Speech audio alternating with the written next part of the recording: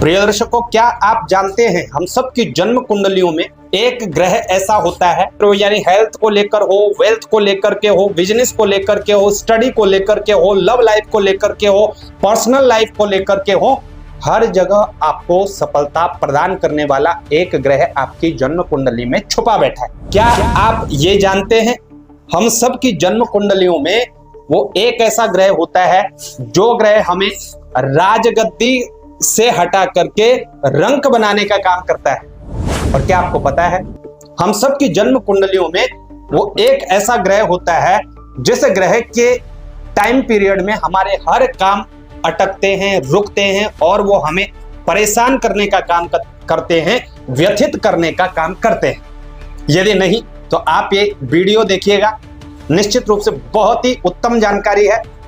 यदि आप देख लेंगे तो स्वतः अपनी जन्म कुंडली से पता कर पाएंगे कि कौन सा ग्रह आपके लिए सबसे उत्तम और योग कारक है, किस ग्रह की साधना से आपको अच्छा लाभ होगा और किस ग्रह की दशा में आपको दिक्कतें आएंगी, अड़चने आएंगी और बाधाएं आएंगी। प्रिय दर्शकों नमस्कार, बहुत बहुत स्वागत है आपका। आप देख रहे हैं ज्योतिष का विशेष कार्यक्रम में आचार्य पंकज शास्त्री और ज्योतिष के विशेष कार्यक्रम में आज हम चर्चा करने वाले हैं योग कारक, अकारक और बाधक ग्रह की।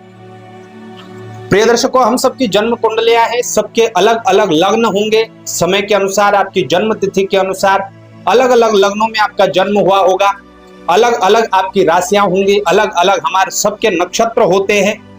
ग्रहों की स्थिति कुछ मामलों में तो एक जैसी भी हो सकती है, लेकिन कुछ मामलों में अलग अलग होती है। ग्रहों की डिग्री, सुषुप्त अवस्था, दीप्त अवस्था, बहुत सारी 6 अवस्थाएं ग्रहों की होती हैं। लेकिन इन सब के बीच आपका कोई सा भी लग्न हो, मेष लग्न से लेकर के मीन लग्न पर्यंत की सबकी चर्चा करेंगे। 2 पार्ट्स में वीडियो बनेगा। फर्स्ट पार्ट में हम मेष राशि से लेकर के कन्या राशि पर्यंत बात करेंगे। उसके बाद दूसरे पार्ट में हम बात करेंगे तुला राशि से लेकर के मीन राशि पर्यंत, या यूं कहें कि मेष लग्न से लेकर के कन्या लग्न और तुला लग्न से लेकर के मीन लग्न की ये 2 पार्ट में वीडियो बनने वाले हैं। अब जिस ग्रह की हमने चर्चा की कि क्या आप जानते हैं कि कौन सा ग्रह है जो आपकी जन्म पत्रिका में, जिस ग्रह की महादशा अंतरदशा में आपको बहुत अच्छी प्रगति देखने को मिलेगी, बहुत अच्छा धन लाभ देखने को मिलेगा, हर कार्य में आपको सफलता देखने को मिलेगी। चाहे आपका करियर का क्षेत्र हो, आर्थिक स्थिति का क्षेत्र हो, यानी हेल्थ को लेकर हो, वेल्थ को लेकर के हो, बिजनेस को लेकर के हो, स्टडी को लेकर के हो, लव लाइफ को लेकर के हो, पर्सनल लाइफ को लेकर के हो, हर जगह आपको सफलता प्रदान करने वाला एक ग्रह आपकी जन्म कुंडली में छुपा बैठा है। हाँ, ये बात निर्भर करता है जो आपका योग कारक ग्रह है। यदि वो नीच राशि में गया, यदि वो शत्रु राशि में गया, ग्रह सुषुप्त अवस्था में है, ग्रह की डिग्री जो है वो कम है, मृत अवस्था में है, तो कहीं ना कहीं उस ग्रह का वो परिणाम आपको नहीं देखने को मिलेगा। लेकिन यदि आपका वो ग्रह मजबूत है तो यकीन मानिए दोस्तों, आपका वो सिर्फ एक ग्रह, जन्म कुंडली के 8 ग्रह एक तरफ और वो एक ग्रह एक तरफ, निश्चित रूप से आपको इतनी तरक्की देगा, आपके जीवन में इतनी प्रगति देगा कि आपने कभी सोचा भी नहीं होगा कि एक ग्रह आपको इतना कुछ प्रदान कर सकता है। जी हाँ दोस्तों, हम बात कर रहे हैं यहाँ पर योग कारक ग्रह की। वही हमने ये भी आपसे प्रश्न किया कि आप जानते हैं कि आपकी जन्म पत्रिका में वो कौन सा ग्रह है जिस ग्रह की महादशा अंतरदशा में आपको दिक्कतें देखने को मिल सकती हैं। भले ही वो ग्रह कितनी भी अच्छी पोजीशन में हो, लेकिन कहीं ना कहीं छोटी मोटी त्रुटि देने का काम करेगा। यदि बहुत अच्छी अवस्था में है जन्म पत्रिका में तो छोटी मोटी दिक्कत देगा, और अगर कहीं वो ग्रह आपका नीच है या वो शत्रु राशि के अंतर्गत है तो 100% वो ग्रह आपको दिक्कत देने का काम करेगा ही करेगा।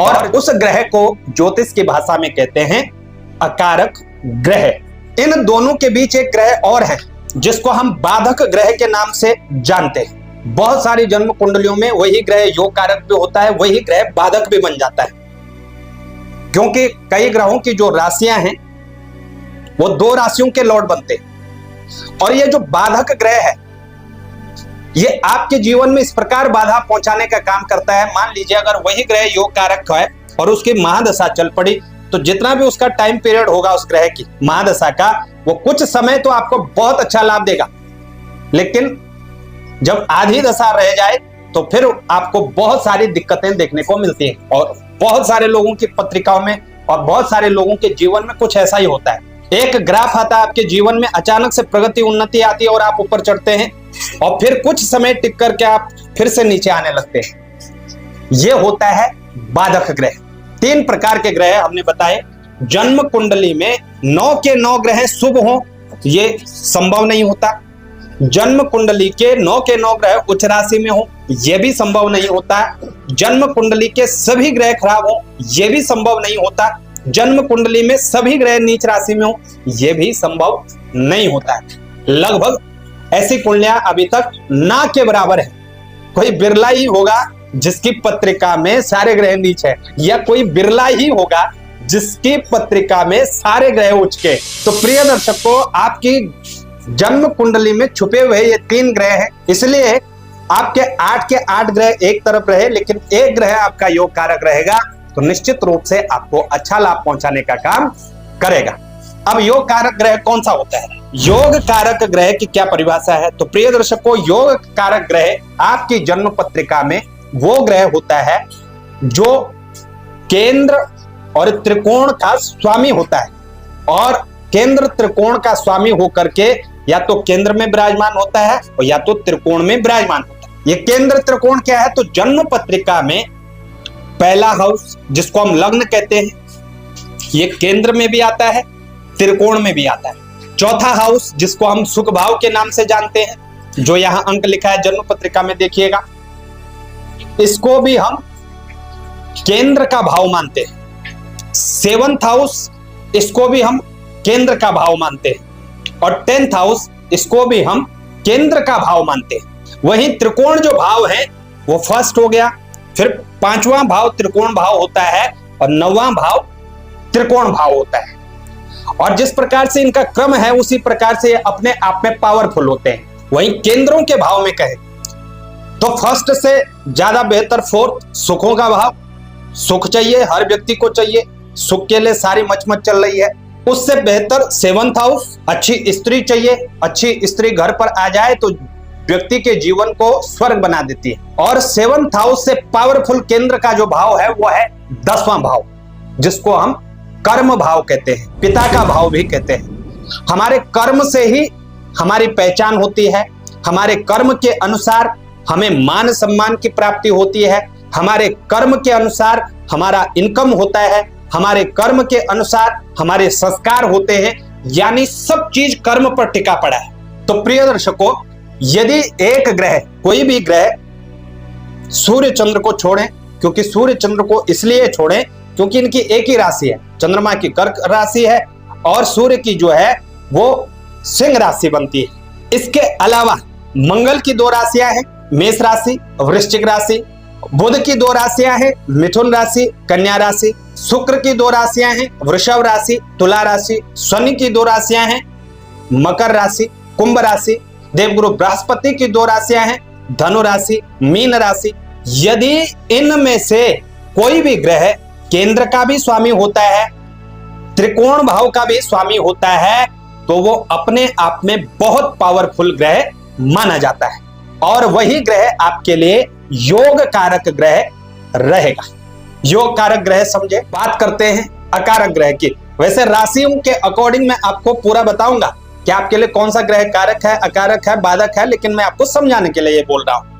अकारक ग्रह कौन सा होता है? तो अकारक ग्रह जन्म कुंडली के 3रे, 6वें, 8वें, 11वें और 12वें भाव का जो स्वामी होता है, इन ग्रहों के मालिक होते हैं।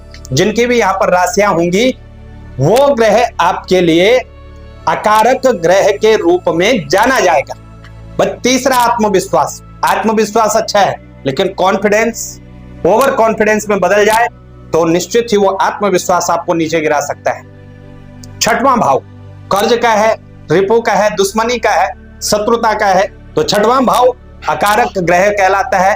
अकारक ग्रह की दशा अंतरदशा में आपको 6वें भाव से रिलेटेड प्रॉब्लम देखने को मिल सकते हैं। 8वां आपके आयु का है। यूं कहें कि जो भाग्य का क्षय करे वो 8वां भाव है। और अष्टमेश को भी अकारक ग्रहों की श्रेणी में रखा गया है। 12वां भाव 6, 8, 12 से तो सभी लगभग परिचित है। 12वां भाव दुखों का भाव, कष्टों का भाव, भागदौड़ का भाव, अनेक यात्राओं का भाव। लेकिन 11वां भाव क्यों यहां पर गिना गया है?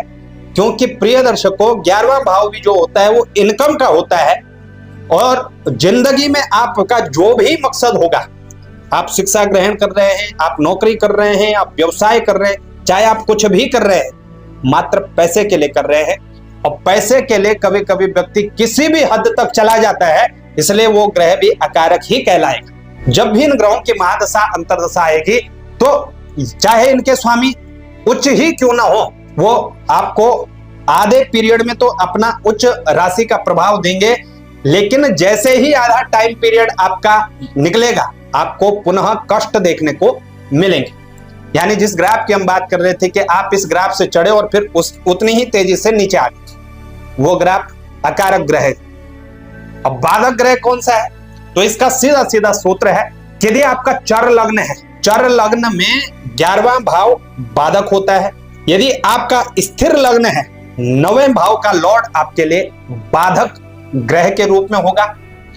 और यदि आपका द्विस्वभावी लग्न है, द्विस्वभावी राशियों का लग्न है, तो आपके लिए 7वें भाव का जो लॉर्ड होगा वो बाधक ग्रह के रूप में काम करेगा। और इस बाधक ग्रह की जब भी महादशा अंतरदशा आएगी तो 100% आपको आपके कामों को रोकने का प्रयास करेगा। काम भले ही हो जाए, लेकिन आपको उसके लिए जरूरत से ज्यादा प्रयास करना पड़ेगा। यह है बाधक ग्रह।